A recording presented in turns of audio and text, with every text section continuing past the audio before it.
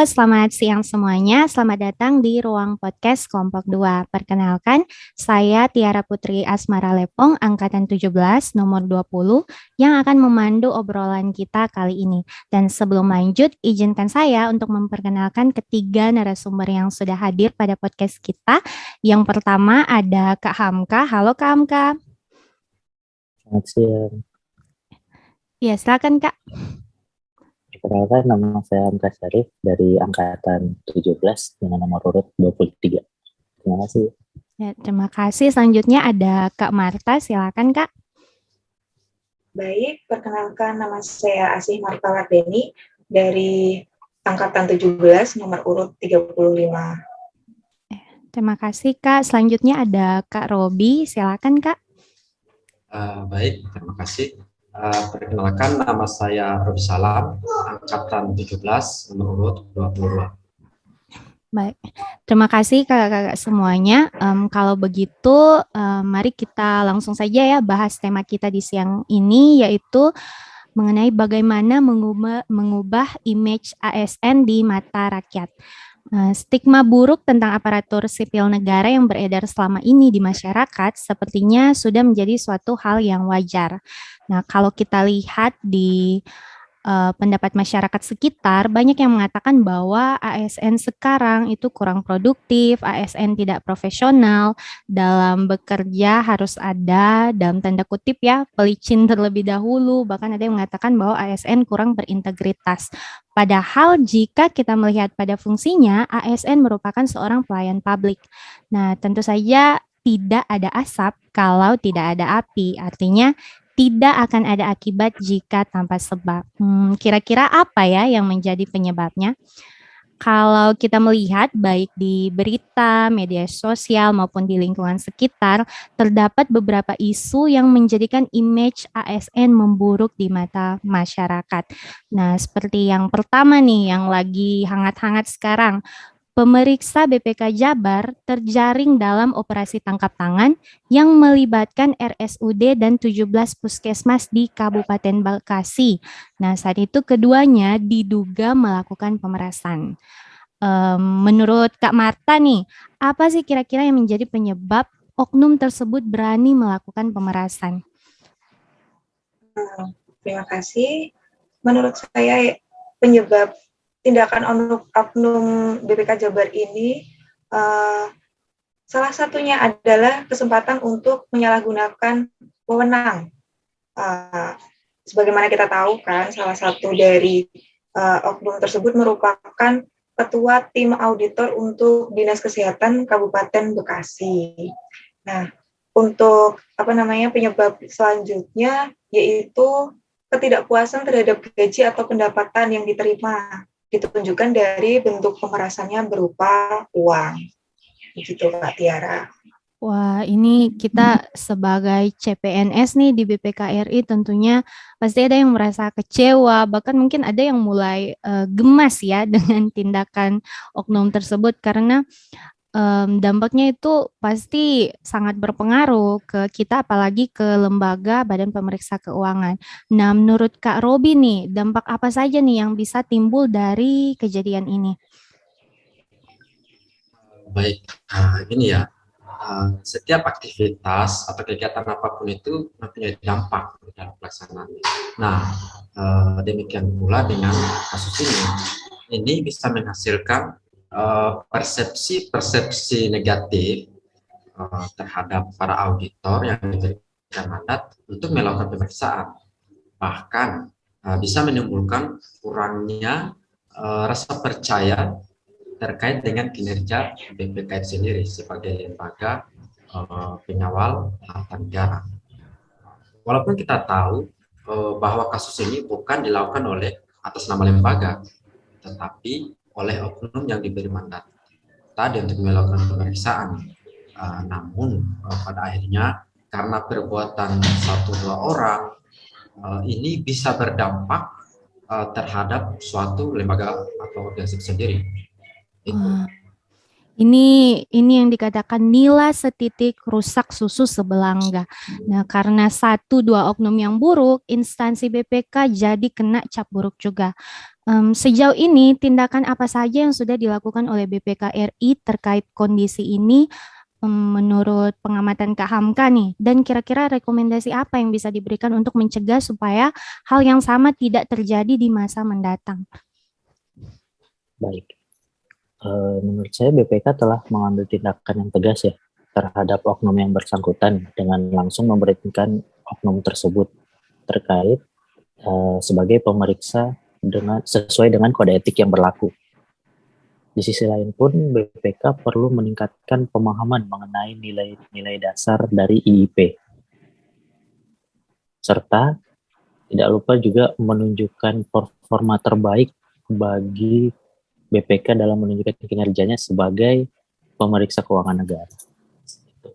Wah, ini tindakan tegas yang sudah diambil oleh BPK ini menunjukkan bahwa BPK tetap mempertahankan integritasnya sebagai badan pemeriksa keuangan dan tidak segan-segan mengambil tindakan yang tegas bagi pihak yang coba main-main, kurang lebih seperti itu ya Kak Amka.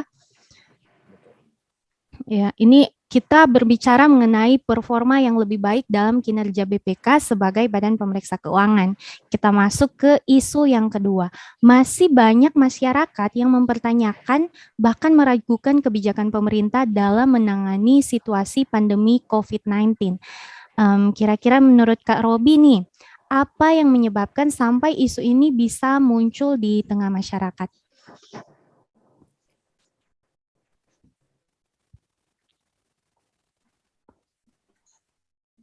Ya, silakan Kak Robi.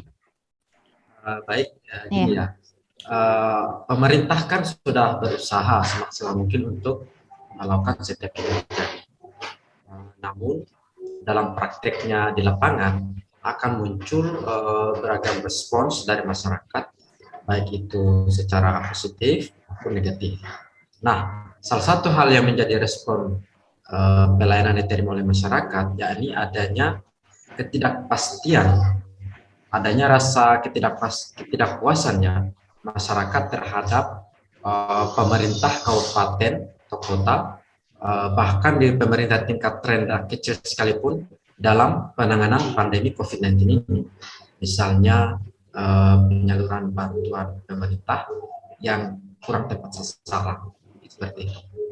Wah, seperti itu ya Kak. Jika kita kaitkan dengan kinerja BPK sebagai badan pemeriksa keuangan, kira-kira apa dampak yang akan diterima oleh BPK itu sendiri? Gimana nih menurut Kak Hamka?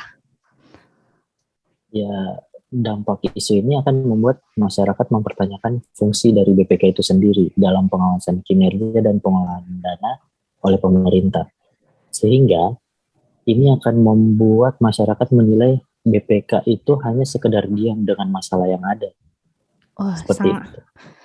sangat beresiko ya Kak, karena ini berpengaruh terhadap penilaian masyarakat untuk lembaga kita, Badan Pemeriksa Keuangan. Nah, apa rekomendasi yang bisa diajukan untuk mengatasi isu tersebut? Menurut Kak Marta, silakan Kak. Sebenarnya ya, yang terjadi mengenai pengelolaan dana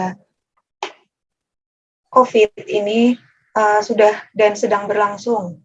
Jadi BPK pusat dan BPK di setiap perwakilan provinsi itu sudah diterjunkan untuk melakukan pemeriksaan karena bentuk dananya berupa APBN dan APBD.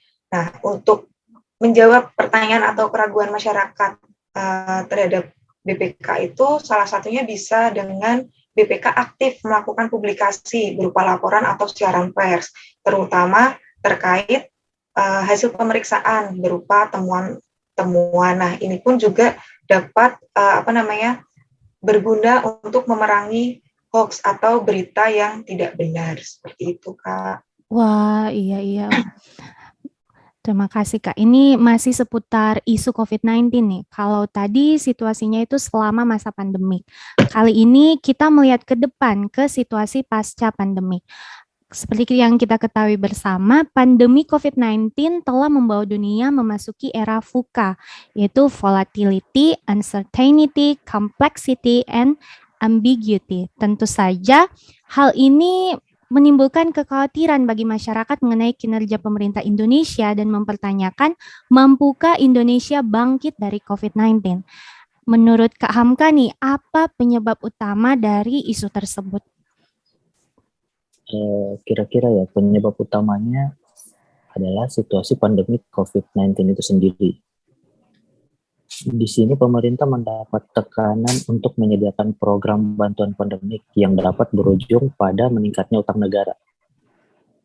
Tidak lain juga, sektor kesehatan tidak lepas dari tekanan besar karena harus memberikan layanan publik yang memadai, namun terbeban dengan keuangan dan gelombang pasien yang sangat besar, yang tidak dibarengi dengan jumlah SDM yang memadai.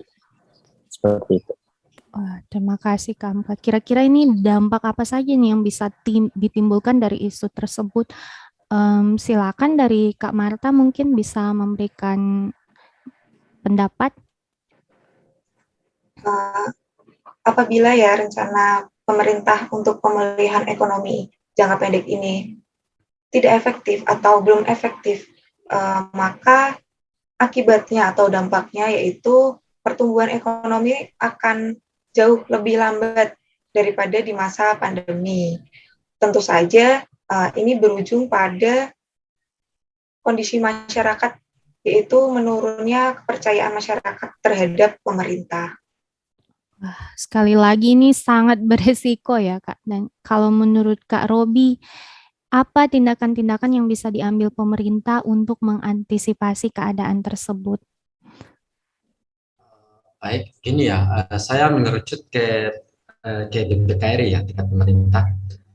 Ini kan BPK kan sebagai lembaga pemeriksa keuangan, terus memiliki peran untuk memberikan keyakinan, saran perbaikan, pendapat, pertimbangan dan pandangan masa depan terkait dengan penanganan COVID-19 dan arah Indonesia pada masa ke depan.